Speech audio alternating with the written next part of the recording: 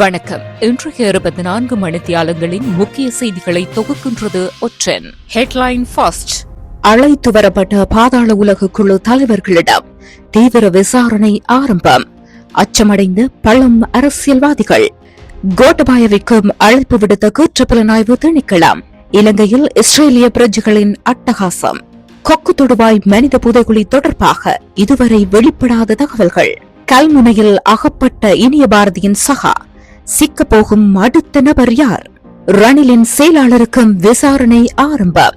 லஞ்சம் பெற முயன்று லாபகமாக சிக்கிய அரசு அதிகாரி. சாம்பியன் பட்டத்தை வசப்படுத்திய ஜனாதிபதி கல்லூரி. தொடர்ச்சியான செய்திகளை தெரிந்து கொள்ள ஒற்றன் யூடியூப் சேனலை சப்ஸ்கிரைப் செய்யுங்கள். இந்தோனேஷியாவில் கைது செய்யப்பட்டு நேற்றிரவு இலங்கைக்கு அழைத்து வரப்பட்ட திட்டமிடப்பட்ட குற்ற செயல்களுடன் தொடர்புடைய கெஹல் பத்ர பத்மி உள்ளிட்ட தரப்பினரிடம் விசாரணைகள் முன்னெடுக்கப்படுகின்றன.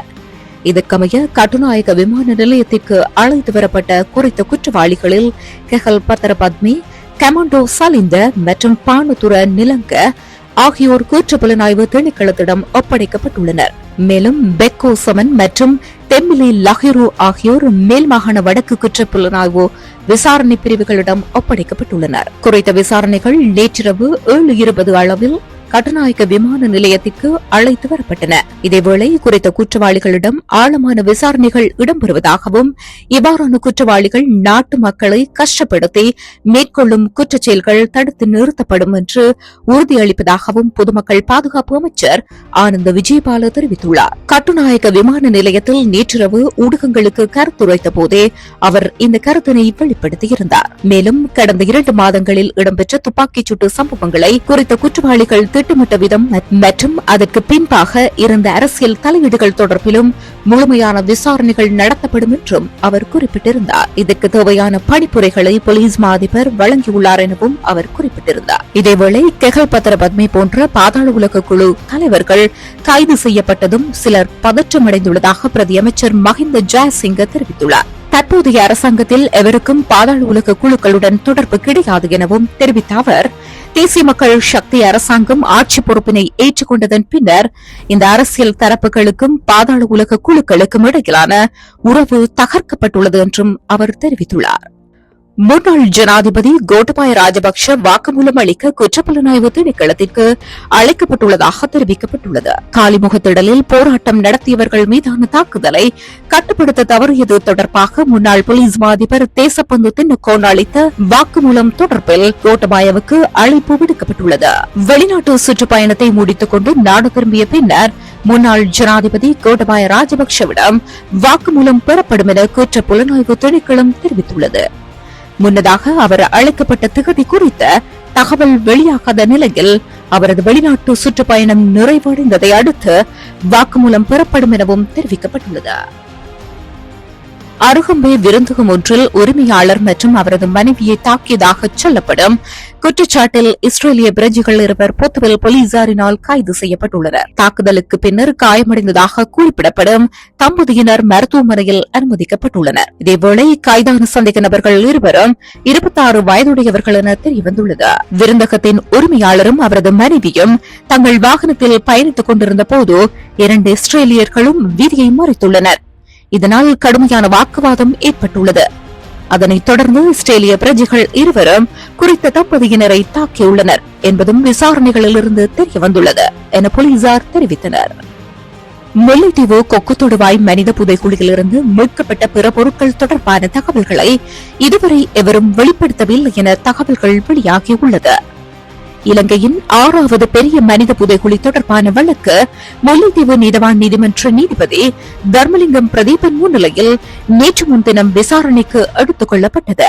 இதன்போது கொக்கு தொடுவாய் மனித புதைகுழியில் மீட்கப்பட்ட பிற பொருட்களை அடையாளம் காண்பது தொடர்பில் 3 வாரங்களுக்கு முன்னதாக பத்திரிகையில் விளம்பரப்படுத்தப்பட்ட போது குறித்த பொருட்களின் அடையாளத்தை வெளிப்படுத்த எவரும் முன்வந்ததாக பாதிக்கப்பட்டவர்கள் சார்பில் முன்னிலையாகிய சட்டத்தரணியான VS நிரஞ்சன் தெரிவித்திருந்தார். மேலும் குறித்த பொருட்கள் தொடர்பாக தகவல்கள் தெரிவிப்பவர்களின் பாதுகாப்பு உறுதி செய்யப்படும் என்றும் தகவல் தெரிந்தவர்கள் அச்சமின்றி முன்வருமாறும் அழைப்பு விடுத்திருந்தார்.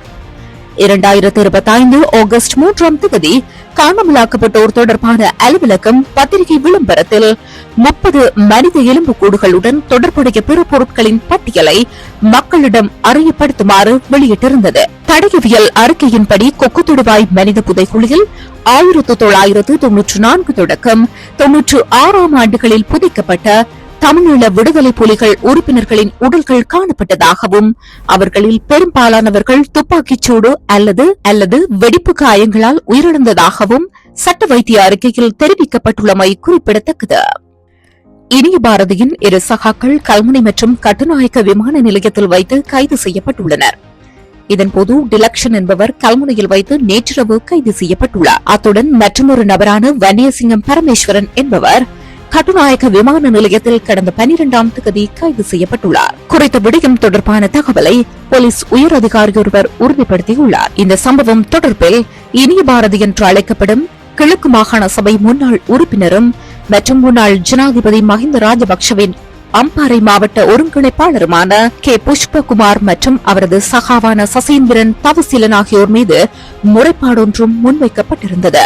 திருக்கோவில் பிரதேச சபையின் முன்னாள் தவிசாளர் உதயகுமார் படுகொலை தொடர்பாக படுகொலை செய்யப்பட்ட பிரதேச சபை தவிசாளரின் மனைவி குறித்த முறைப்பாட்டை குற்றப்புலனாய்வு திணைக்களத்தில் முன்வைத்திருந்தார். இதற்கமைவாகவே சந்தேகத்தின் அடிப்படையில் கடந்த ஜூலை மாதம் 6ஆம் தேதி திருக்கோயிலில் வைத்து இனிய பாரதியும் அவரது சகாவான மட்டக்கிளப்பு சந்திவெளியைச் சேர்ந்த சசீந்திரன் தவசீலன் என்பவரையும் சந்திவெளியில் வைத்து குற்றப்புலனாய்வு திணைக்கள அதிகாரிகள் கைது செய்திருந்தனர். இந்த நிலையில் முன்னாள் பிரதேச சபை தவிசாளர் உதயகுமாரை கடந்த 2007 ஜூன் மாதம் 28ஆம் தேதி வீட்டிலிருந்து வெளியே வீதியில் சென்று கொண்டிருந்த போது அவரை வாளால் வெட்டி காயப்படுத்திய பின்னர் கைக்குண்டை வீசி படுகொலை செய்யப்பட்டதாக இனிய பாரதியிடம் விசாரணை மேற்கொள்ளப்பட்டுள்ளது.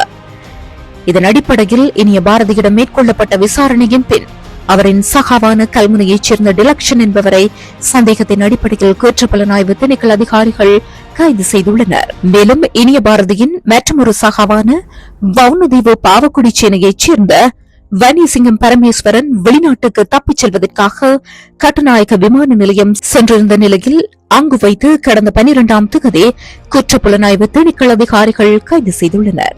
சந்தேகத்தின் அடிப்படையில் கைது செய்யப்பட்ட இருவரையும் குற்றப்புலனாய்வு திணைக்களத்தினர் விசாரணைக்காக கொழும்பிற்கு அழைத்துச் சென்றுள்ளமை குறிப்பிடத்தக்கது. முன்னாள் ஜனாதிபதி ரணில் விக்ரமசிங்கவின் செயலாளரான சமன் ஏக்கநாயக்க நாளைய தினம் குற்றப்புலனாய்வு திணைக்களத்தின் சிறப்பு புலனாய்வு பிரிவில் முன்னிலையாகுமாறு அழைக்கப்பட்டுள்ளார். வாக்குமூலம் பதிவு செய்வதற்காக அவர் அழைக்கப்பட்டுள்ளதாக தெரிவிக்கப்பட்டுள்ளது. யாழ்ப்பாணத்தில் லஞ்சம் பெற முயன்ற மதுவரி திணைக்கள அதிகாரிகள் 3 கைது செய்யப்பட்டுள்ளனர். யாழ்ப்பாணம் சங்கானை மதுவரி திணைக்கள அலுவலக அதிகாரிகள் 3 எவ்வாறு கைது செய்யப்பட்டுள்ளனர்? வடக்கு மாகாண சிரேஷ்ட பிரதி போலீஸ் மாதிபர் திலக் தனபாலவின் கீழ் இயங்கும் குற்றப்புலனாய்வு திணைக்கள அதிகாரிகளினால் குறித்த கைது நடவடிக்கை மேற்கொள்ளப்பட்டுள்ளது. நேற்றைய தினம் மாதகல் பகுதியில் ஹெரோயினுடன் சந்தேக நபர் ஒருவரை கைது செய்வதற்கு மதுவரி திணைக்கள அதிகாரிகள் முயற்சித்துள்ளனர். இதனையடுத்து அவரை கைது செய்யாமல் விடுவதற்காக 30 லட்சம் ரூபாய் லஞ்சம் கோரியுள்ளனர். இந்த நிலையில் போதைப் பொருளை வைத்திருந்தவர் 20 லட்சம் ரூபாய் லஞ்சம் வழங்குவதாக ஒத்துக்கொண்டுள்ளார். அதனையடுத்து அவர்கள் சந்தேக நபரை விட்டுவிட்டு லஞ்ச பணத்தை சிந்தங்கணி பகுதியில் உள்ள மதுவரி திணைக்கள அலுவலகத்திற்கு கொண்டு வருமாறு இதுகுறித்து காங்கேசன்துறை குற்றப்புலனாய்வு திணைக்களத்தினருக்கு தகவல் வழங்கிவிட்டு லஞ்சத்தை கொடுப்பது போல் பாசாங்கு செய்வதற்காக அவர்களது அலுவலகத்திற்கு சென்றுள்ளனர். குறித்த லஞ்சத்தை கொடுப்பதற்கு முயற்சித்த வேளை குற்றப்புலனாய்வு திணைக்கள அதிகாரிகளினால் மதுவரி திணைக்கள அதிகாரிகள் 3 கைது செய்யப்பட்டுள்ளனர். கைது செய்யப்பட்ட அதிகாரிகள் 3 விசாரணைகள் முன்னெடுக்கப்பட்டு வருவதாக தெரிவிக்கப்பட்டுள்ளது. விசாரணைகளை அடுத்து அவர்கள் 3 மல்லாகம் நீதிமன்றத்தில் முன்னிலைப்படுத்தப்பட உள்ளமை குறிப்பிடத்தக்கது. ஸ்ரீலங்கா கிரிக்கெட்டின் அனுசரணையுடன் இலங்கை பாடசாலைகள் கிரிக்கெட் சங்கத்தினால் ஏற்பாடு செய்யப்பட்ட 15 வயதுக்குட்பட்ட பிரிவு 2 பாடசாலைகளுக்கு இடையிலான கிரிக்கெட் போட்டியில் எம்பிபிடிய ஜனாதிபதி கல்லூரி சாம்பியன் பட்டத்தை வென்றுள்ளது.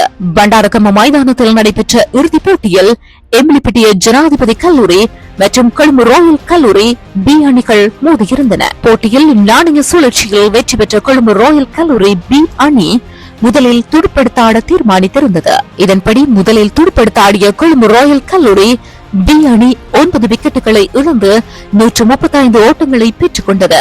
136 ஓட்டங்கள் எனும் வெற்றி இலக்கை நோக்கி பதிலுக்கு துடுப்படுத்த ஆடிய எம்பிலிப்பட்டிய ஜனாதிபதி கல்லூரி அணி 47 ஓவர்கள் நிறைவில் 9 விக்கெட்டுகளை இழந்து 143 ஓட்டங்களை பெற்றது. இலங்கை பாடசாலைகள் கிரிக்கெட் சங்கத்தின் பிரதி தலைவரும் கல்கிசை விஞ்ஞான கல்லூரியின் அதிபருமான சுசந்த மெண்டேஸ், எம்பிலிப்பட்டிய ஜனாதிபதி கல்லூரியின் அதிபர் RS உதயகுமார், கொழும்பு ரோயல் கல்லூரியின் கிரிக்கெட் பொறுப்பாளர் DMS திசாநாயக்க, இலங்கை பாடசாலைகள் கிரிக்கெட் சங்கத்தின் செயலாளர் லீலானந்த குமாரஸ்ரீ மற்றும் 15 வயதுக்குட்பட்ட போட்டிகளின் செயலாளர் ஆகியோர் வெற்றி கிண்ணங்கள் வழங்கும் நிகழ்வில் கலந்து கொண்டிருந்தனர். தொடர்ச்சியான செய்திகளை தெரிந்து கொள்ள ஒற்றன் யூடியூப் சேனலை சப்ஸ்கிரைப் செய்யுங்கள்.